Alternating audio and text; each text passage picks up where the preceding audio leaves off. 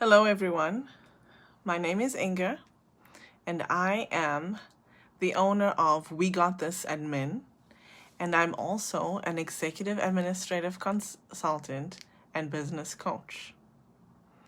Today is day 8 of my 10-day Go Live challenge, and it is after 11:30 p.m. The reason why I'm telling you the time is today I'd like to speak to you about plans. It's often said that if you fail to plan, you plan to fail.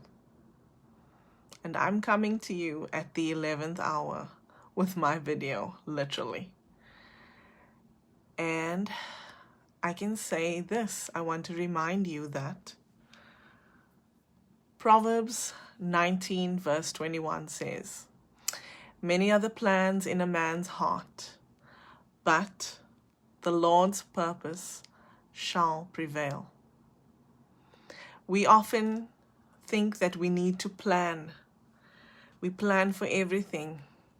We plan our kids, we plan our day, we plan what we're going to be doing in 2 weeks from now.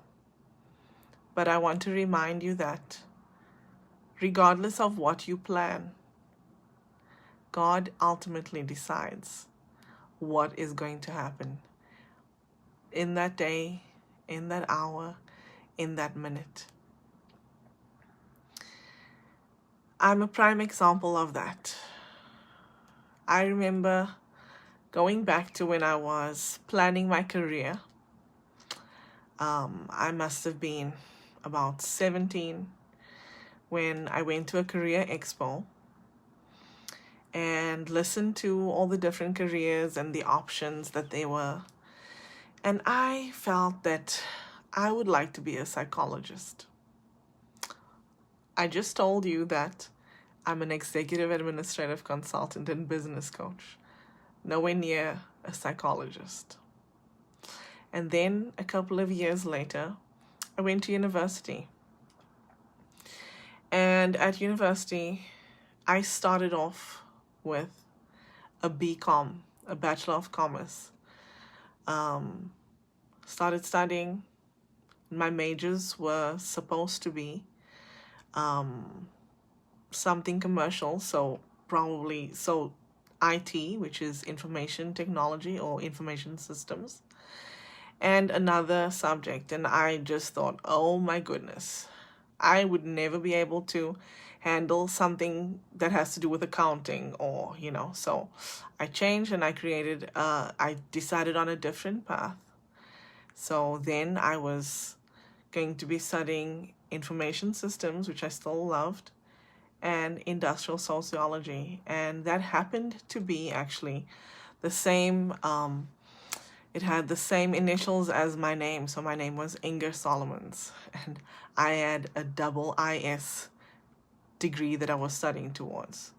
Anyway, I say that all this to say that I planned all these things. I went to school, I went to university for that.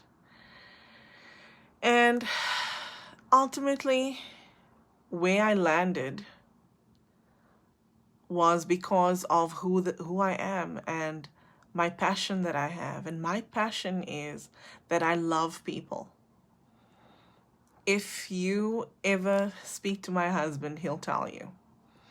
Going out with me in our neighborhood, he is amazed at the people that I meet, that I know, that he doesn't know. And he often says, where do you even get time to talk to these people?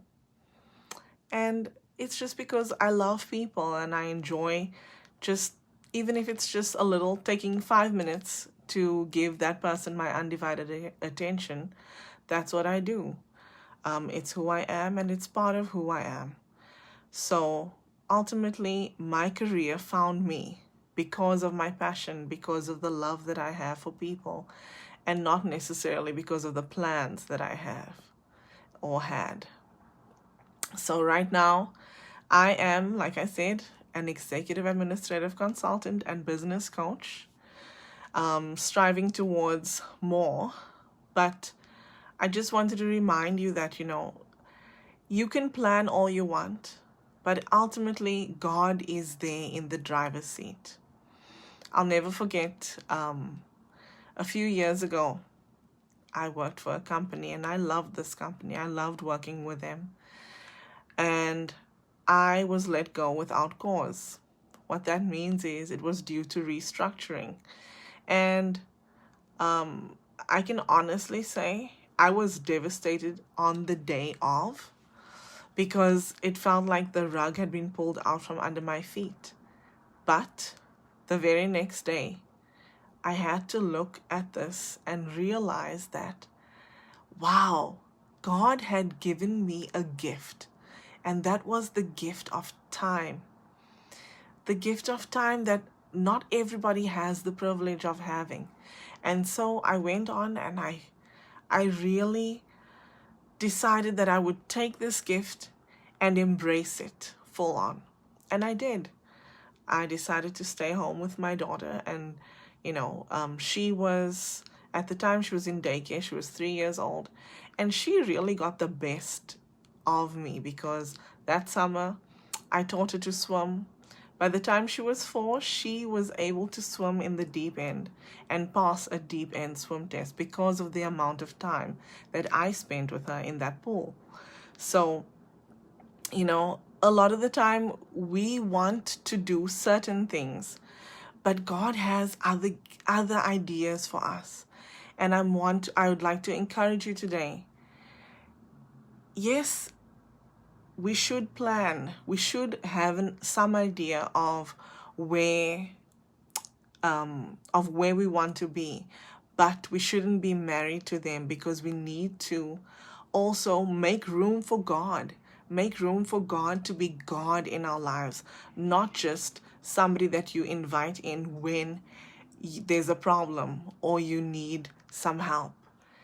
God needs to be present and allowed to be part of our lives on a daily basis.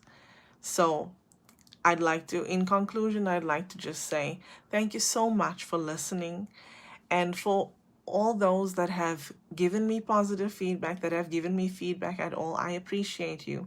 Thank you for listening. And I'd like to encourage you once again. Yes, make your plans, but know that in the end, God is God of all, and He shall always prevail. Have a good evening, and I'll see you back here tomorrow for day 9 of my challenge, which I really didn't think I was going to get to, especially on the first day. When I was invited to do this challenge, I remember saying my first response was no. So here I am, it's day 8, and thank God that I have, because I've grown exponentially, and all because I chose to be obedient to His plan and His divine purpose. Have yourself a good evening, everyone. Take care. Bye-bye.